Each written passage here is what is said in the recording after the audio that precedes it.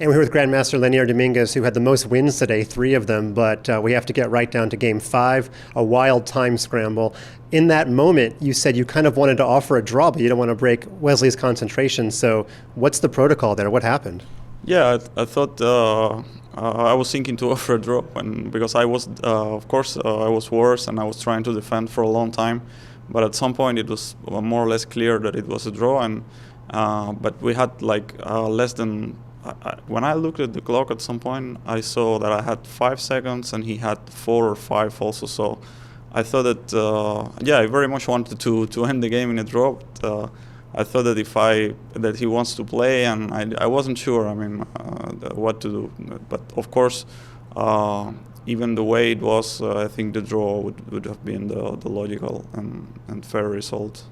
And what was going through your mind during all of those moves? I mean, fans at home were riveted, I'm sure, but what goes through a player's mind with just a few seconds left?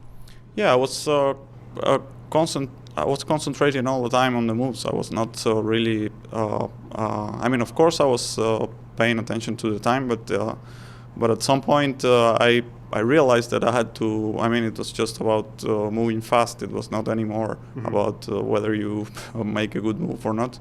But I think it's part of the format also. I mean, when you play under such format, it's clear that these things are going to happen, and then we both started playing really fast, and it was very close. I think 0-0 at the same time or something like that. But yeah, of course, draw would be like the logical result.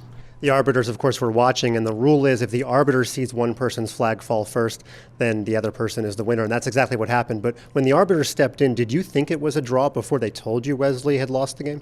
No, I thought it was a draw when we finished, but then I asked the arbiter, but so what happened? And he said, no, it's a win for black because his flag, I mean, the clock is showing a flag, and it's showing which player lost on time. So yeah, and I just took. I mean, I still had rook, I think, so it was a win for black. But of course, I didn't feel very well about it.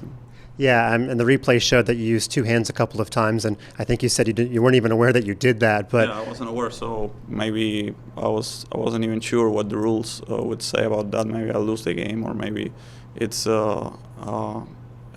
time for. I mean, maybe it's time for my opponent, and in that case I would also lose, or it would be draw. So I don't know. It's I think it's the arbiters need to check and see what happens.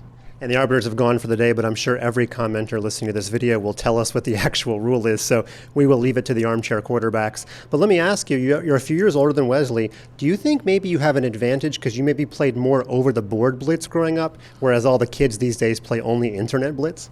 I don't know. I think there's a certain difference between playing online and playing live. And I did used to play a lot. Of course, I grew up playing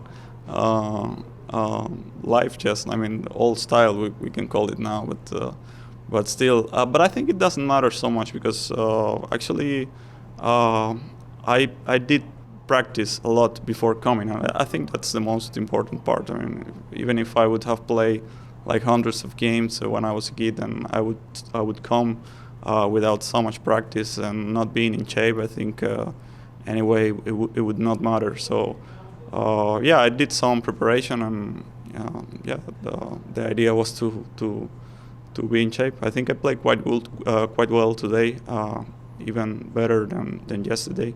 Some interesting games. I was finding resources, and I will try to forget what happened today and just play tomorrow and try to do my best. Yeah, I mean, manual dexterity is very important in fast twitch muscles. You might be the fastest as far as actually how fast you can move your hand, but who is the fastest chess player you know when it comes to over-the-board chess? I have no idea. I did played a lot of blitz when I was a kid, so maybe you're right. Maybe it's some kind of help, but I guess there are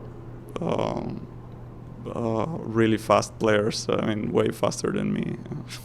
And final question, you're spending a lot of time in Miami now. Is the food better in Havana or Little Havana? I think they're pretty similar because we have a lot of, a lot of Cubans living there, and of course you can find all kind of nice Cuban restaurants and good Cuban food also in Miami. Well, it's been an exciting day too, and just keep in mind you've only played 10 of your 30 games, so these time scrambles may not be done, but good luck to you in the rest of the event. Thank you.